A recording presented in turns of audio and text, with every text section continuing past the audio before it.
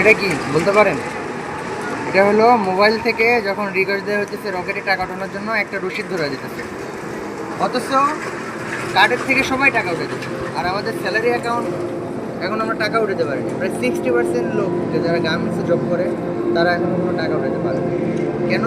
এটা নাকি সরকার থেকে নির্দেশ দেওয়া হয়েছে যে মোবাইলে 13 তারিখ পর্যন্ত টাকা ওঠানো বন্ধ থাকে। ম্যানেজারের সাথে কথা বললাম, ম্যানেজার আমাদেরকে এই কথা বললো। এটা কেমন ধরনের নিয়ম জানি না, সরকার কেমন ধরনের নিয়ম করতেছে, আসলে দেশে তেমন কোনো বর্তমান সরকার নেই। এটা আমাদের জন্য শুধুই ভোগান্তি। আমরা চাইছিলাম গ্রামে গিয়ে ভোট দেবো, কিন্তু আসলে গ্রামে যেতে পারলাম না, ভোটও দিতে পারলাম না। শুধুমাত্র একটা কারণে, এই যে রসিদ ধরে দিতেছে টাকা দেবে। আসসালামু আলাইকুম। এটা কি বলতে পারেন?